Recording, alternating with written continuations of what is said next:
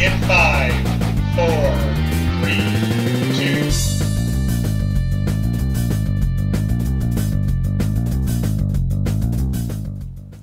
Hi and welcome to Exploring Hobbies. I'm Jamie Fouché and today we are going to hear all about flying kites.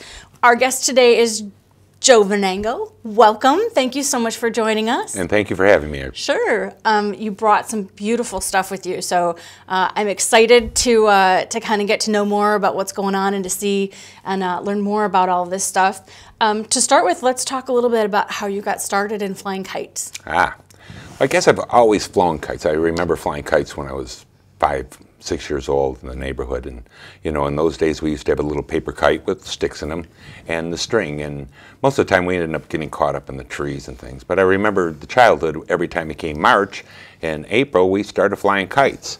So I've always had that in me, and probably about 25 years ago my wife bought me a kite from a store down in Royal Oak.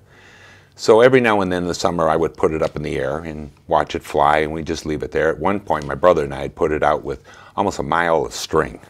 We brought the string in and we had to trash it. There was no other way to bring it in. It wasn't a mile high, but the string was out a mile. So one day I thought, what the heck, why don't I get some more kites? So I went back to Royal Oak. The store had been closed. I Googled some kites and found a store in Plymouth, Michigan, which is not far from here, Kites and Fun Things. And I went out to the store and talked with them and picked out a few. These shapes here are called Delta kites. Okay. A few Delta kites, and brought them home in the neighborhood. And before you know it, other neighbors want to know where did I get those kites, because we started putting them up in the neighborhood. So it pretty much being retired, and that day of putting up those kites and probably spending maybe about $60 on kites, we were having a pretty good summer. From there it grew. There's where it grew. You were hooked at that point, huh? Yes, yes. Well, you begin to buy one, and the kites are so well constructed. They're made out of nylon ripstock and carbon rods, different from when we were kids, paper and little plastic or little wooden sticks. And a lot of the stores sell kites that really and truly, they've got no business selling them, but they do. Everybody gets excited about buying themselves this neat-looking butterfly or dragon in the springtime, and they let out the string and they start running with it, and they can't understand why it doesn't stay up in the air and why it falls down and crashes, because that's what it's supposed to do. Okay, but when we were kids, the paper ones always flew. They always flew well, but these other ones, people don't understand the whole concept of flying. They need more string to put the kite up higher so that it will stay up in the air. So from there I started buying different little Delta kites and bigger Delta kites until we started getting them 12 feet wide, 6 feet wide, tall, and with long tails, and putting them up in the air. So it got to be more and more of buying another kite and another kite. And since the kites are so well constructed, I've got kites that I bought 5 years ago that I still fly. I'll look forward to flying them this past summer, or this upcoming summer. That's great. That's great. Are there... so you've mentioned this Delta type or shape. Are there other types of kites? What are the different types of kites? Well, when I first got into kiting, it was the lady at the store, Marianne, who owns the store. She kept telling me that all the guys fly on a Wednesday night, and they still do to this day, near right at Schoolcraft College in Livonia there. And I've seen them out there. Yeah, and all I really thought was there was these Delta kites, but boy, was I was there to find out different ones.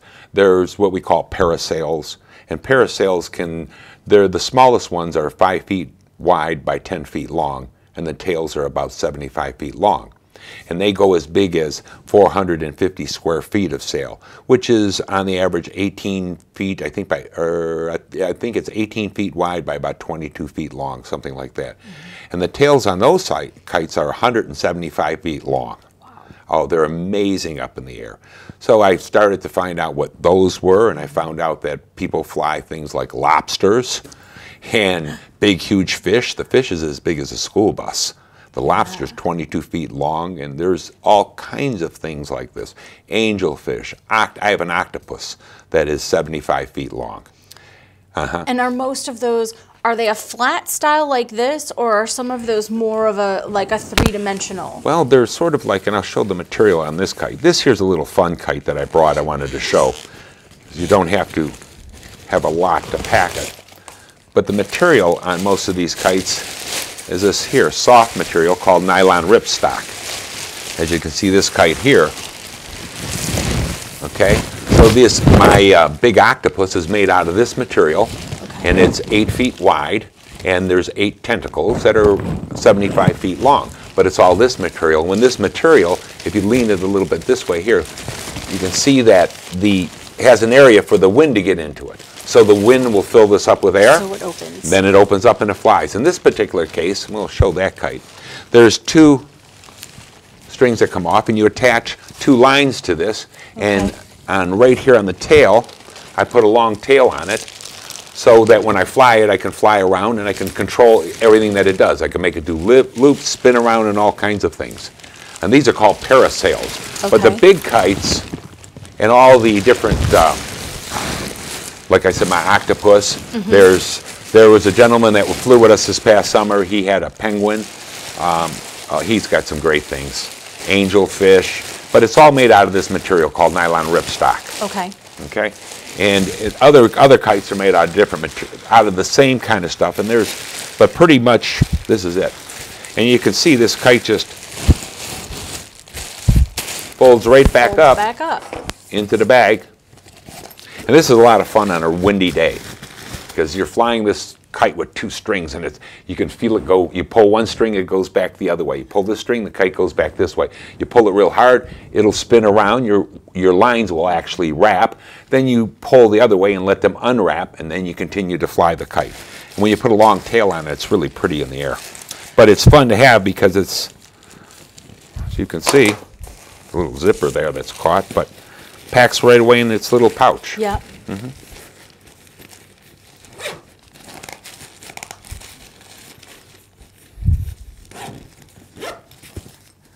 And it's Throw right away. back in its case. All right. Yep. So if someone's looking to get started, what should they expect in terms of cost, for example, and other equipment that they might need to look at doing if they want to start flying kites? Well, that's really a good question, because one could waste a lot of money getting into this by buying the wrong things. Like I said, mother goes to the local grocery store or the local co-op store, and she finds these $29.95 ballerina kites or butterfly kites or the dragons that they have, and they get them for $15 to $20 to $30. They get all excited, they spend that much money, then it's really wasted. That same money can be applied by buying a good Delta kite, about $30. And is it wasted because the kite design isn't meant to stay up? Is that what I'm understanding? Is that they're harder to fly, they don't stay up in the air to allow you to learn to manipulate them and that sort of thing? They're really designed to make it look very attractive, and I want that because my mom and I are shopping and I want a kite, and okay, we'll get you that, and then we buy it and it really doesn't do it. And then sometimes on a very windy day they will fly because they're out of plastic, and they'll stay up there for a little bit, but not long. Then the person doesn't put it away, so now that's $30 thrown away because they didn't put it away right.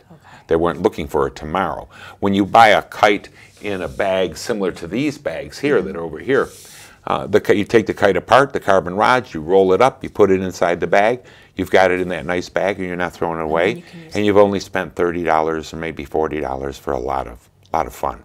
So what should someone look for in something that's a good starter kite? Something if you want to, you're not a kid learning, just wanting to play with it for an afternoon and never touch it again, but you want to really try this and see what that's like. What should they look for? Well, I would suggest their very first Delta kite, something that's at least 6 to 7 feet wide, which would make it maybe about 4 feet high. This kite behind me is a Delta. It's 12 feet wide and it's 6 feet high. Now, I wouldn't recommend that for a couple reasons.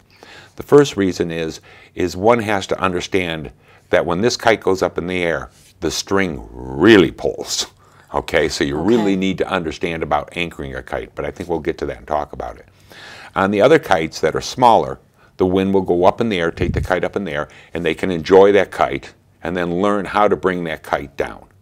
And there's various ways to do that. There's special reels that one could hold and go like this and bring it in, which seems to be the logical thing to do. But in reality, the easy way to bring down a kite is to just hold the line, walk the line all the way down to the kite's on the ground, take it apart, then roll up your string because it's easier. You're not fighting the wind that's putting the inertia against it, pushing it up in the air.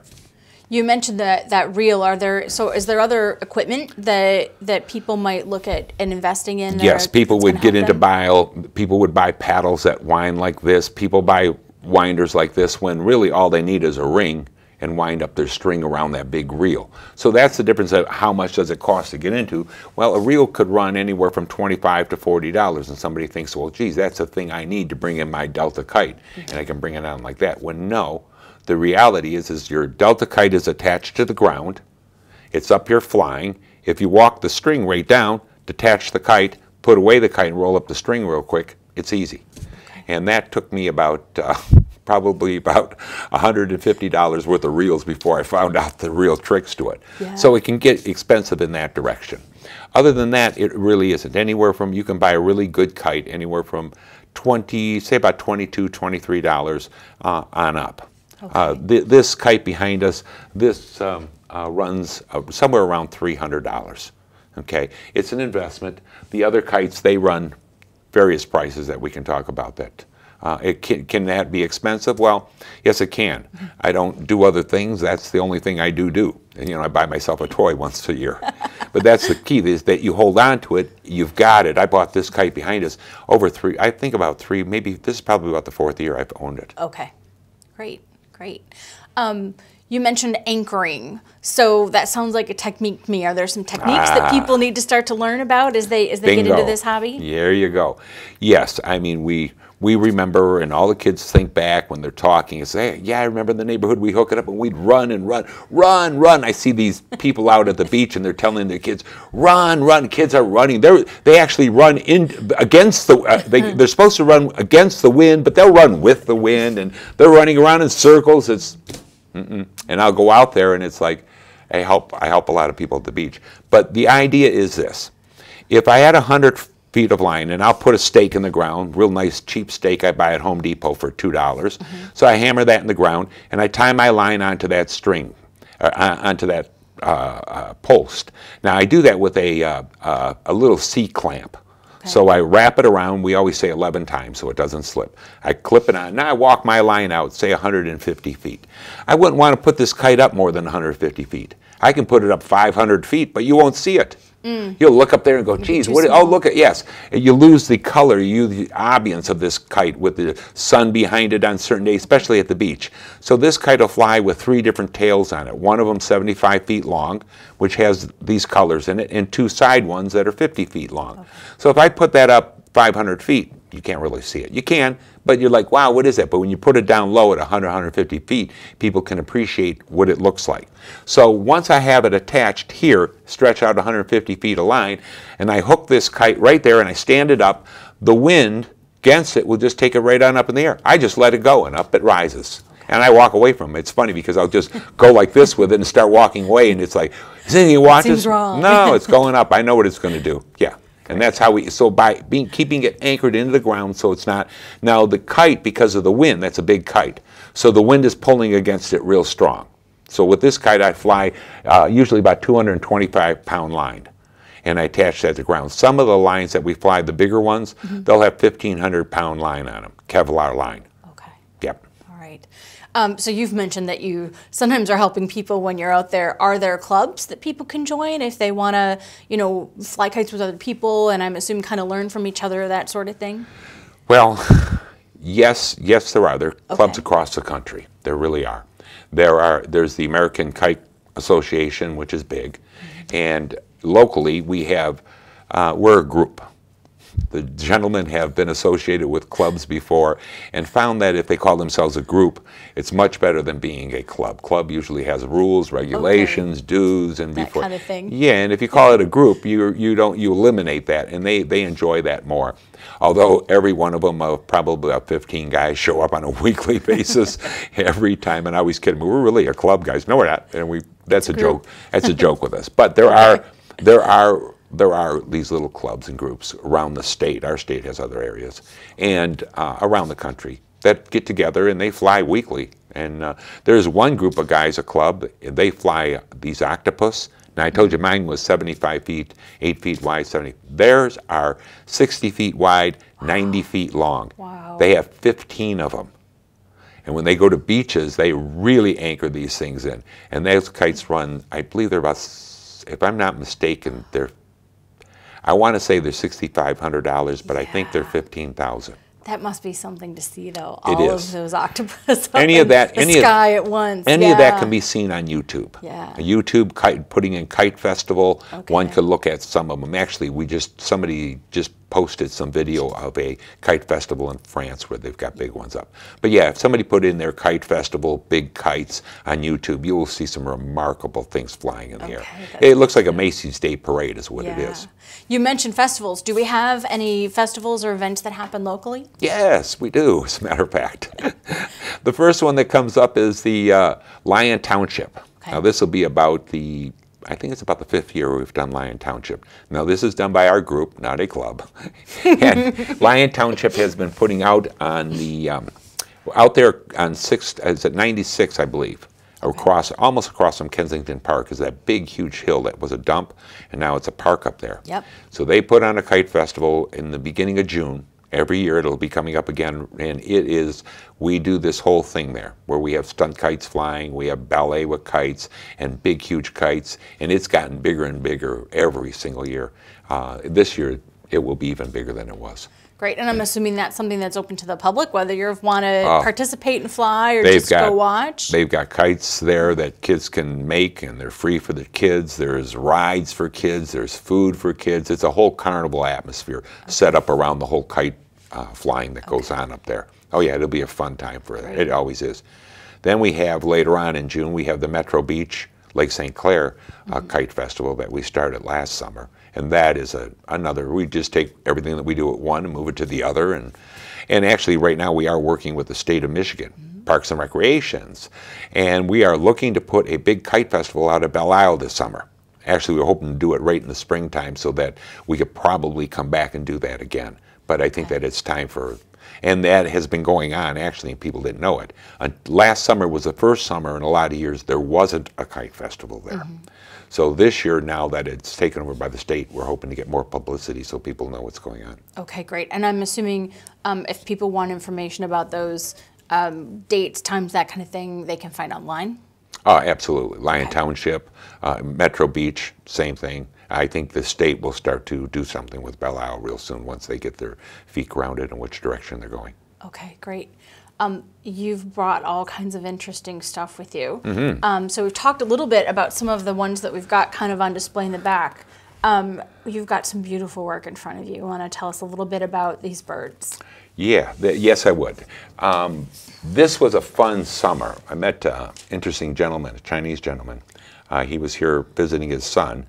Wei Tian is his name.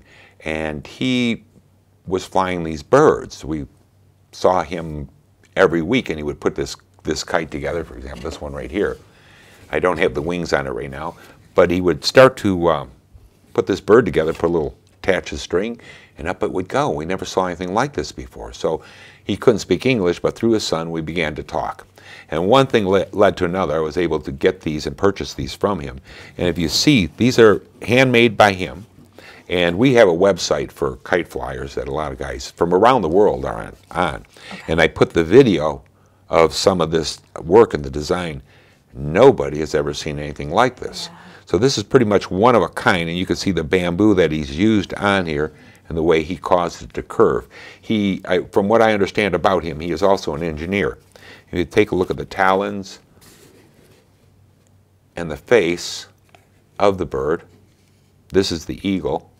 I'm going to save one more bit of information about that, and I want to show this one here also, that here is what he has done. You can see all the craftsmanship in here. Okay. And the remarkable thing, if you could take a look at the face. Now this is all hand painted. I was just going to say that I don't know how well our viewers will be able to see the detail, but being up close, all of the, you can tell it's hand painted. Every last little line. Really beautiful. Each little feather, every bit of it. And if we take a look again, I'll bring some of the other pieces. This is the tail. Okay. Oop, the tail of the bird. Again, all the feathers hand painted. The detail. If you look at the way he was able to bend Now this material on this is just paper, 2-pound paper. Yeah, it's really amazing. That looks like it's one contiguous piece. I have no idea how that would get assembled, but it's really beautiful. Actually, I'm not going to put it all together because of right now with our distance, Yeah. but I'm very delicate with them. And after I was able to make a trade and a purchase from him, if you can see the wings also. Yeah, they're lovely.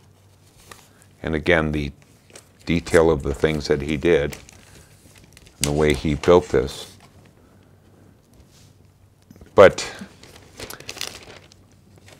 I decided that the smart move was to buy a couple Tupperware tubs and put them inside there, and they aren't going to be flown. This is not going to be flown. So I won't take the chance. They're pieces of art. Yes, They're lovely. I have 2 of these, one of those, and also what I didn't bring is an unbelievable dragonfly, where the eyes of the dragonfly, there's a round and there's a little thing, and it actually spins on both of them while it's flying. The wind. Yeah, it's a beautiful kite, but I don't want to take chances with him, especially even this one here. But I got an email, ironically enough, from Wee's wife about 4 days ago. And I get them, and it's interesting because the emails going through the language translators, it's you think, oh, but the words are just the sentences don't go together. And I know that she speaks better than that, and I'm sure when she gets mine, she goes, it works the same way. Exactly. My Chinese can't sound real good over there. But she had asked, and Wee has been working on 5 more kites, and from my understanding, he's going to be sending a couple of those over when he can to John at the store. And you're trying to figure out another way to make these that could almost be productive. Mm-hmm. And the problem, there's a lot of problems with doing that because there's so much handcrafted gone into this kite that you really can't go into a production unless you started using carbon rods. And again, they're one of a kind. So for me, they stay in the plastic box to be handed down for generations. Those are beautiful.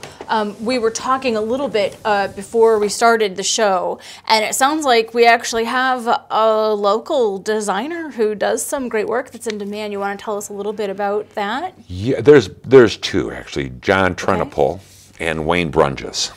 John TrynaPull owns the store Kites and Fun Things in Plymouth, Michigan. Mm-hmm. And John and Wayne are known internationally. Everybody in kiting knows John and Wayne. John TrynaPull, this one kite right over to the side, this bottom one, that's called the Widowmaker, appropriately named actually, because of the excitement that one gets out of flying the kite. You don't want to quit. So it's like, honey, you coming over for dinner? I don't think so. Where are you going right now? I'm going, you're going flying again? Again? Well, yeah. You were flying earlier today. Okay, there was something wrong with what I did earlier today when I was flying. I didn't do the trick right. What happened? You know, it is appropriately named.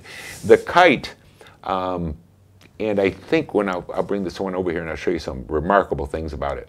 The design, Wayne does most of the graphics and the designs on the kite.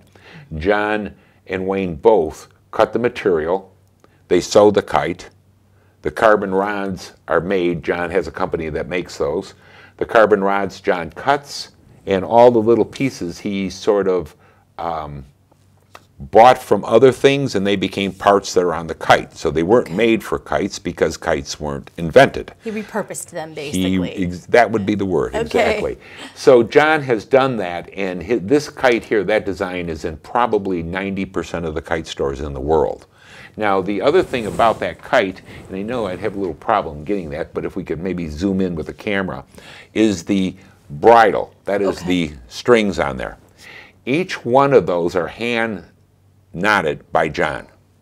And there is I think there's about, I believe there's like 26, 28 knot ties on there. Up at the top of the kite, there's what we call pigtails, and it's about 5 knots. And your kite can be adjusted with those pigtails. Mm-hmm. Those are all within 1/8 of an inch of each other. that John ties that knot perfectly. I always kid him and say, your finger's like a monkey. I can't tie because I have a little trouble tying. But when John will take that kite when he's assembling it, and he'll have one string, and before you know it, he just starts tying all these knots and each loop and everything, that if we brought it up, it's quite impressive to see what he does. And the kite, one could say, well, geez, why don't I copy that and do the same thing? Because the information's on the internet and on the websites. Guys are telling kites, hey, here's the design, you know, because there are gentlemen that are just eager to, you know, they're engineers that just need to build it. And I've met these guys. I mean, it's like, what are you doing? It's like, I got to build the kite. Okay, they do. The problem comes from them is that they don't always measure those knots perfectly. And they don't really understand a couple other dynamics that John knows when he puts into the kite. And the kite has to be flown. When one, say on that kite, if somebody was to try, and they have, okay, copied the design, the Widowmaker. Well, because of the pattern of the sail, where it was stitched, and the standoffs, those two long things holding the kite apart, they make a difference in what tricks. These kites can do an amazing amount of tricks that we do in the kite world. And unless the kite can do all the tricks, that kite can do all the tricks. John designs it to make sure it can do all the tricks that it can do. And guys, other guys will make a kite, design it, and suddenly, and so they might make it look like this one, but it's not. Won't fly necessarily like isn't going to fly. It won't the fly same. like that. Yes, there's things that will happen when you're flying the kite this way, and then you're going to turn around. If it's not done right, it'll spin around a couple times before it comes back. Yeah. Where it needs to make exactly sharp turns. I understand. I understand. You mentioned some websites earlier. So if people would like more information about the festivals, the kites, local stores, that kind of thing, where should they go for more information? A good place to start, I would think, is they could find, well, Kites and Fun Things. That's in Plymouth, Michigan. Okay. Then the other one is the Gone with the Wind website. Right. That's a kite store, but they have a forum. That's cute. Yeah. GTW, I think it's GTWF, I got it wrong. Gone with the Wind forum is what it is. And on there, there's a lot of things about beginners, single line kites, and clicking on, and everybody's very friendly. They're from around the world, everywhere. Everybody encourages each other. There's videos on there of each other flying, so everybody's, wow, you're getting it, you're learning that new trick. Each trick does take some time to learn, that's for sure. This kite, this is not something that you put a kite up there and just, geez, I'm flying it left and right. No, you got to learn to find out what the wind is going to do. Okay. Well, thank you so much for joining us today, Joe. It has been really interesting to hear all about kite flying. I had no idea there was this much to it, and thanks for bringing in some samples for us because they're really beautiful. But it's been great, and hopefully people will go check out some of those sites and come to some of our local festivals. I appreciate you having me here. Thank you very much. Sure. Thanks so much for joining us today. Please keep an eye out for future episodes of Exploring Hobbies.